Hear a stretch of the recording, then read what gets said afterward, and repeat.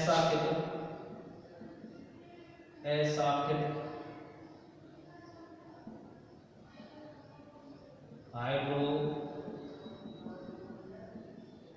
Hydrocarbon को normal N यौगिक कहते हैं।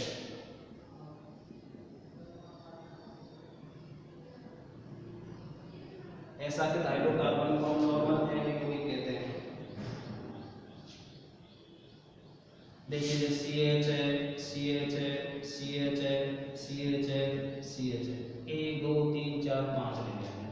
तो C3 C2 C2 C2 और C3 C5H10 होना चाहिए, C5H12 होना चाहिए। 3 और 3 6 6 और 6 12 हो गए। ठीक है, तो इसको हम एक साथ हाइड्रोकार्बन को नॉर्मल हाइड्रोकार्बन में कहते हैं, नॉर्मल हाइड्रोकार्बन में कहते हैं। इसलिए इसे रूट पद्धति के में ऐसा हाइड्रोकार्बन को हम नॉर्मल में लेते हैं, सीधी होते हैं, नॉर्मल तरीके से लिया जाता है। तो इसके बाद हम देखते हैं इसमें एक समूह होता है जैसे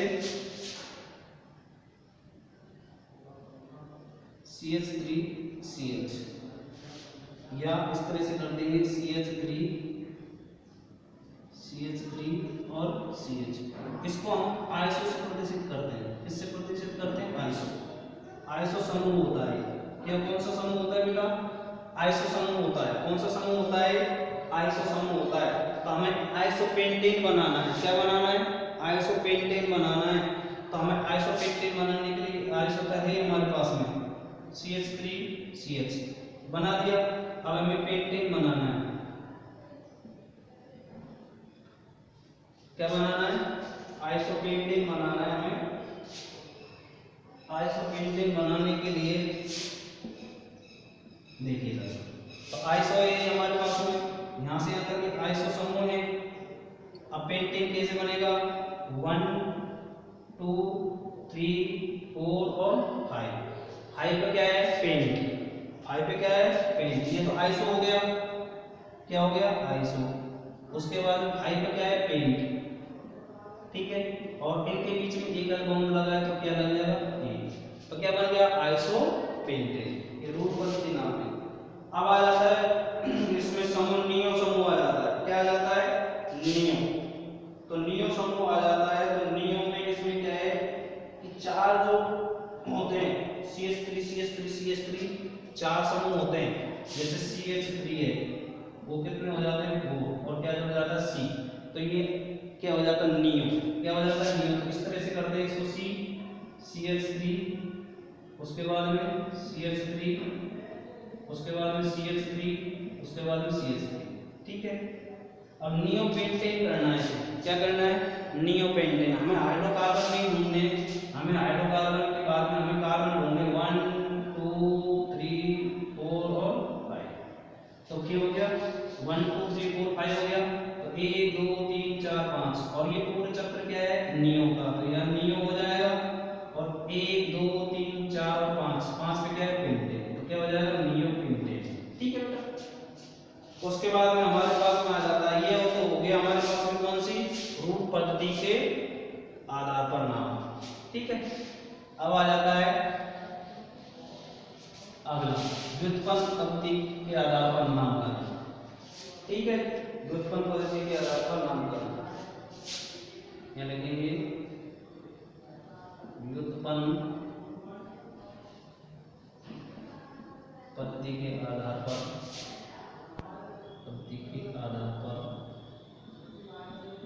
नामकरण।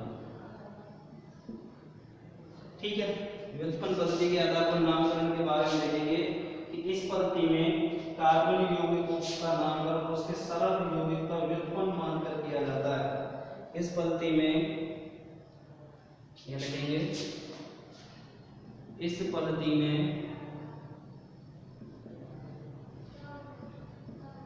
कार्बन यौगिकों का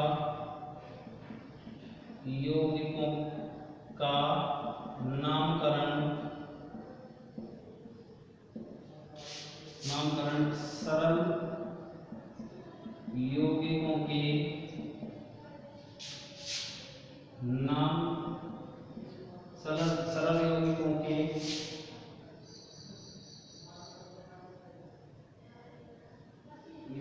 का व्युत्पन्न मानकर सरल यौगिकों को व्युत्पन्न मानकर किया जाता है। सरल यौगिकों के व्युत्पन्न मानकर किया जाता है। इस पद्धति में कार्बन यौगिक का नामकरण सरल यौगिकों के व्युत्पन्न मानकर किया जाता है। कार्बन यौगिकों का जो यौगिक है उनके सरल यौगिक है उनको उल्टा मानकर इनका नामकरण किया जाता है। जैसे हम देखते हैं CH4 है, सरल यौगिक है हमारे पास में, सरल यौगिक है हमारे पास में CH4 जिसे मीथेन कहते हैं। ठीक है, अब इसका सरल यौगिक का व्युत्पन्न, सरल यौगिक का व्युत्पन्न, सरल यौगिक का जो है व्युत्पन्न करते हैं, इसका व्युत्पन्न करते हैं। तो इसका व्युत्पन्न करते हैं, इसमें देखिए CH3 CH CH3 और CH कर दिया हमने सरल यौगिक का व्युत्पन्न। ठीक है, तो इसमें 1 2 3 4 यानी कि 1 का 4 हो गया। अब सरल यौगिक का व्युत्पन्न कर दिया तो इसमें देखेंगे कि इसका व्युत्पन्न नाम क्या होगा, यानी कि ये व्युत्पन्न नाम,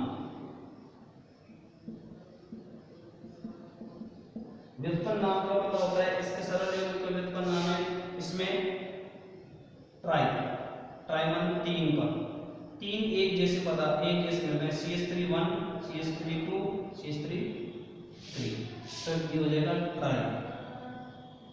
और CH3 को हम क्या कहते हैं बेटा, CH3 जो होती है उसको मेथिल कहते हैं।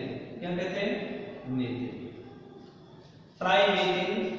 उसके बाद में हम कार्बन गिन लेंगे 1 2 3, CH3 मेथिल और किसका व्युत्पन्न नाम है, मेथिल का। किसका व्युत्पन्न नाम है, मेथिल, ये इसका व्युत्पन्न नाम CH3 ट्राइमेथिल मेथिल। उसी प्रकार हम देखते हैं इसमें अगला है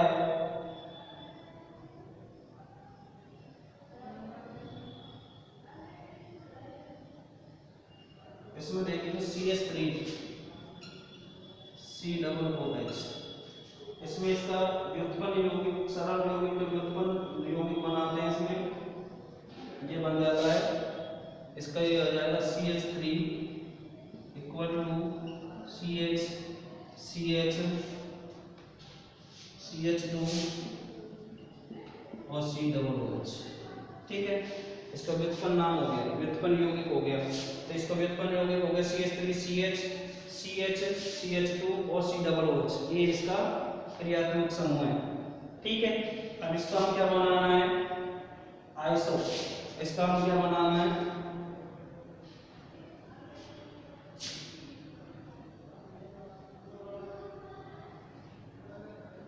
इसका नाम बनाना है। इसका देखिए आइसो, ये आइसो हो गया, आइसो। उसके बाद में प्रॉप 1 2 3 मेल एक प्रॉप। ठीक है, प्रोपेन,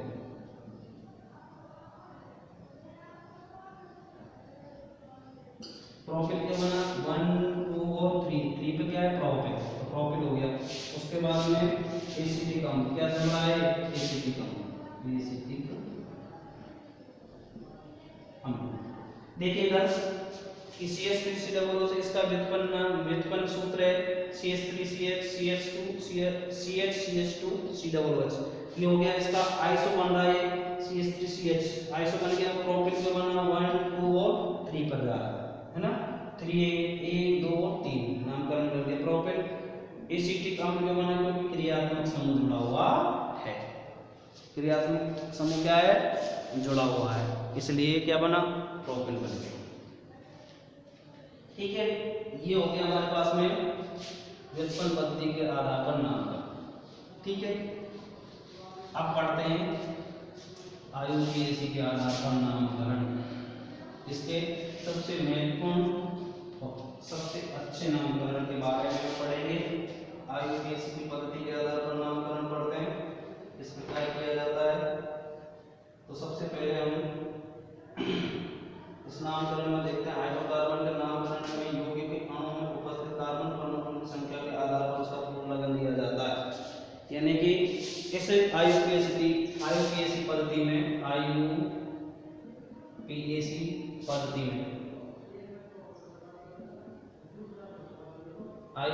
पद्धति में हम देखते हैं कि सबसे पहले पूर्ण लगन और अनुलगन के आधार पर लिया जाता है। पूर्ण लगन क्या होते हैं, अनुलगन क्या होते हैं? पूर्ण लगन व अनुलगन। पूर्ण लगन का मतलब प्रत्यय और उपसर्ग आपने देखे होंगे, हिंदी में पढ़े होंगे, प्रत्यय व उपसर्ग। उपसर्ग शब्द से पहले जुड़ते हैं और प्रत्यय शब्द के बाद में जुड़ते हैं। तो इसी प्रकार ये इसमें पूर्ण लगन और अनुलगन होता है। तो पूर्ण लगन का मतलब होता है कि पूर्ण लगन कब लिया जाता है कि कार्बन परमाणु की संख्या के आधार पर, कार्बन परमाणु की संख्या के आधार पर हमें पूर्ण लगन लिया जाता है। और जबकि अनुलगन के आधार में अनुलगन तब लिया जाता है कि संतृप्त और असंतृप्त हाइड्रोकार्बन के आधार पर हमें अनुलगन लिया जाता है। ठीक है, तो पूर्ण लगन के आधार पर ये हो जाता है। नंबर 1 पॉइंट हो गया। दूसरा पॉइंट हो जाता है अणु में उपस्थित बंध के आधार पर हमें क्या लिया जाता है? अनुलगन। सबसे पहले लिखेंगे पूर्ण लगन कार्बन परमाणु की संख्या के आधार पर लिया जाता है। कार्बन परमाणु संख्या के आधार पर पूर्ण लगन लिया जाता है। अनुलगन दूसरा पॉइंट हो जाएगा।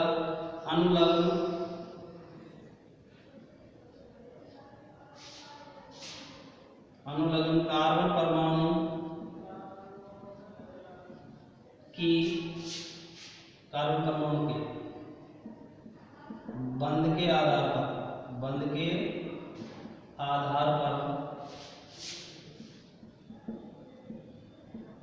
अनुलग्न लिया जाता है।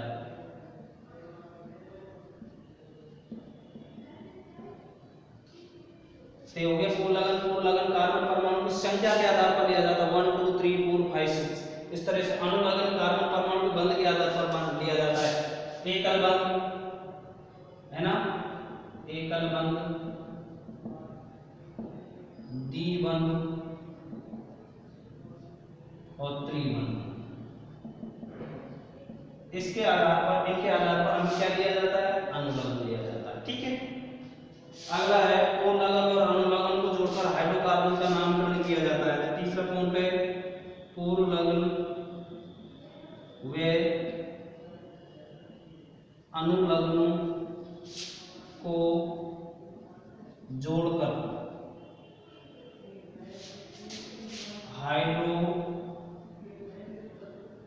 हाइड्रोकार्बन का नामकरण किया जाता है। पूर्ण लगन और अनुलगन को जोड़कर हाइड्रोकार्बन का नामकरण किया जाता है। ये 3 पॉइंट हमें ध्यान रखना है कि कार्बन परमाणु की संख्या के आधार पर पूर्ण लगन लिया जाता है, अनुलगन कार्बन परमाणु के बंध के आधार पर लिया जाता है। दोनों को जोड़ेंगे तो हाइड्रोकार्बन का नामकरण हो जाएगा। इस तरह से अब सबसे पहले हम पूर्ण लगन का निर्धारण करते हैं। तो सबसे पहले पूर्ण लगन क्या होते हैं, इस पूर्ण लगन के बारे में देखते हैं। देखिए पूर्ण लगन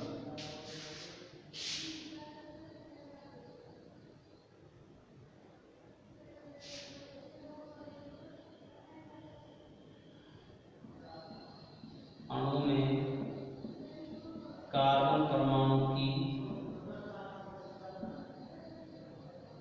संख्या। सबसे पहले देखते हैं 1 2 3 4 5 6 7 8 9 और 10। कितने कर लेते हैं बेटा? 1 2 3 4 5 6 7 8 9 और 10 तक लेते हैं। तो ये तो हो गया पूर्ण लगन। पूर्ण लगन में देखते हैं कार्बन परमाणु संख्या के आधार पर लेते हैं, देखते हैं कौन कौन से कितने कितने नंबर पर आते हैं। सबसे पहले मेथ, यहाँ लिखेंगे पूर्ण लगन। सबसे पहले मेथ आ जाता है, मेथ एथ क्रॉप, सबसे पहले मेथ, उसके बाद में eth prop but, meth eth prop but. उसके बाद में आ जाता pent hex hept, pent hex hex hept, hept octo non और डेक। ये है पूर्ण लगन। देखिए कि कार्बन परमाणु संख्या 1 है तो मेथ हो जाएगा, कार्बन परमाणु संख्या 2 है तो मेथ एथ हो जाएगा, कार्बन परमाणु संख्या 3 है तो प्रोप हो जाएगा, कार्बन परमाणु संख्या 4 है तो ब्यूट हो जाएगा, कार्बन परमाणु संख्या 5 है तो पेंट हो जाएगा, कार्बन परमाणु संख्या 6 है तो हेक्स हो जाएगा, कार्बन परमाणु संख्या 7 है तो हेक्ट हो जाएगा, कार्बन परमाणु संख्या 8 है तो ऑक्ट हो जाएगा, और कार्बन परमाणु संख्या 9 है कार्बन में तो नॉन हो जाएगा, कार्बन परमाणु संख्या 10 है तो डेक हो जाएगा। तो इस प्रकार पूर्ण लगन लिया जाता है, तो कार्बन परमाणु की संख्या के आधार पर लिया जाता है। ठीक है, समझ में होंगे कार्बन परमाणु की संख्या के आधार पर इस प्रकार पूर्ण लगन लिया जाता है। अब आ जाता है हमारे पास में अगला है अनुलग्न किस प्रकार लिया जाता है।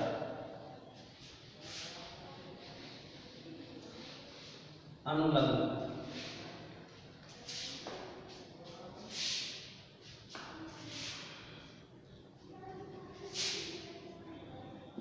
अनुलग्न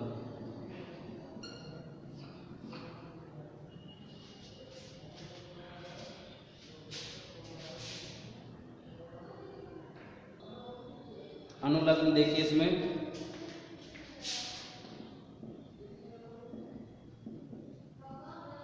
ठीक है। अनुलग्न का निर्धारण,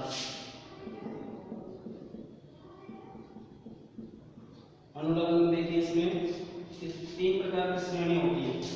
नंबर 1 है एल्केन श्रेणी, नंबर 2 है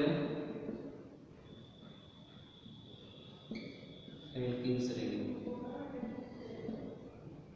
नंबर 3 है एल्काइल श्रेणी। ठीक है, 3 प्रकार की हो गई हमारे पास में। तो एल्कीन श्रेणी है, इसमें बंध के आधार पर देखते हैं बंध कितने होते हैं, किस प्रकार होते हैं। एल्कीन श्रेणी है, इसमें देखिए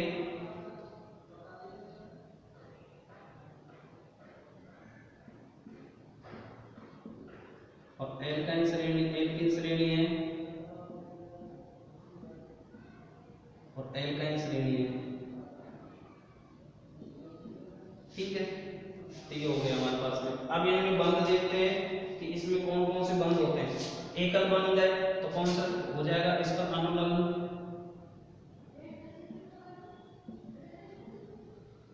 कौन सा हो जाएगा ए। कौन सा अनुलग्न होगा बेटा, उसके बाद में इसका कौन सा अनुलग्न हो जाएगा ए। कौन सा अनुलग्न होगा ए, उसके बाद में इसका कौन सा अनुलग्न होगा आई। कौन सा अनुलग्न होगा आई। तो इस प्रकार देखिए कार्बन परमाणु निर्धारण करते हैं तो हम यानी पूर्ण लगन का निर्धारण हमने कार्बन परमाणु संख्या के आधार पर कर लिया था। अब हम अनुलग्न का निर्धारण कर रहे हैं तो कार्बन परमाणु को बंध के आधार पर करते हैं। एल्कीन श्रेणी में कौन से बंध है, एकल बंध है, तो एकल बंध में कौन सा अनुलग्न आ जाएगा एन। उसके बाद में एल्कीन श्रेणी में कौन सा बंध है ई, डबल बॉन्ड है तो कौन सा अनुलग्न आ जाएगा एन। उसके बाद में एल्काइल श्रेणी में कौन सा बंध है त्रिबंध, तो कौन सा अनुलग्न आ जाएगा आयन आ जाएगा। तो इस प्रकार कार्बन परमाणु हाइड्रोकार्बन आईयूपीएसी पद्धति द्वारा पद्धति द्वारा पूर्ण लगन वे अनुलग्न पूर्व लगन में अनुलग्न का निर्धारण किया जाता है। पूर्व लगन में अनुलग्न का निर्धारण किया जाता है। जैसे हमने ले लिया फर्स्ट पे ले लिया, तो फर्स्ट पे अनुलग्न क्या हो गया, पूर्व लगन क्या हो गया, कार्बन में मेथ, और हमने इसमें इस पे ले लिया बंध के आधार पर अनुलग्न ले लिया ए, अनुलग्न ले लिया